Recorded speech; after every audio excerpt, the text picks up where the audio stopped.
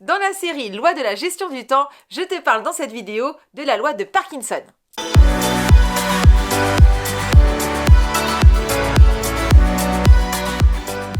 Salut à tous! La loi de Parkinson nous dit que le travail s'étale de façon à occuper le temps disponible pour son achèvement. Qu'est-ce que ça veut dire? Tout simplement que si tu as prévu 2 jours pour une tâche qui normalement nécessite 2 heures, eh bien ton cerveau va s'adapter et automatiquement tu vas avoir tendance à utiliser ces 2 jours pour réaliser cette tâche. A contrario, si tu ne prends qu'une journée, eh bien tu vas travailler beaucoup plus rapidement pour pouvoir faire cette tâche dans le délai imparti. C'est exactement ce qu'il se passe quand nous avons des deadlines, des dates limites pour rendre des choses ou pour effectuer une tâche. Automatiquement, nous allons travailler dans ce temps imparti sous la pression et donc travailler beaucoup plus rapidement. Mais qui a donc créé cette loi ? Il s'agit de Cyril Northcote Parkinson, qui nous a quittés en 1993 et qui a initialement publié cette loi dans la très sérieuse revue The Economist.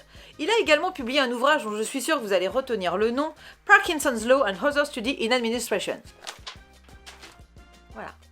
Dans cet ouvrage, Parkinson évoque également 2 autres lois qu'il ne faut pas confondre avec sa loi initiale. Il y a entre autres la loi de futilité. C'est la loi qui nous dit que dès qu'une discussion est extrêmement importante, alors on va y passer peu de temps. On va un peu se perdre dans les détails si tu préfères. Je te donne un exemple très concret. Imagine que dans une entreprise, on va changer tout le système informatique des processeurs en passant par les ordinateurs.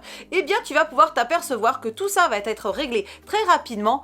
Or, on va passer énormément de temps, voire des heures, à discuter de la couleur du tapis de souris.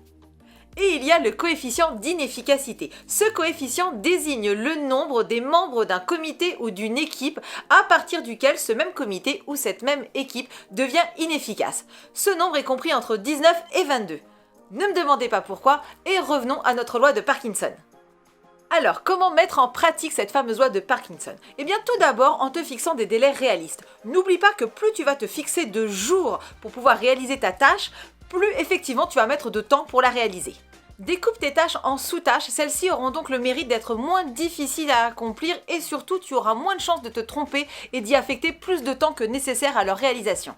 Enfin, ne repousse pas plus d'une fois l'échéance pour une tâche à réaliser. Tout simplement parce que sinon tu vas prendre de plus en plus de temps à chaque fois pour la faire et après tu vas rentrer dans le merveilleux monde de la procrastination. Ce que tu ne veux pas d'ailleurs, non? Non, tu veux pas. Non. Cette vidéo sur la loi de Parkinson est terminée et j'espère qu'elle a pu t'aider à identifier peut-être certains de tes comportements. N'hésite pas à commenter, à partager, à liker et surtout à t'abonner et cliquer sur la petite cloche pour ne rien louper des prochaines vidéos. En attendant, souviens-toi que chaque jour est une nouvelle chance de pouvoir changer.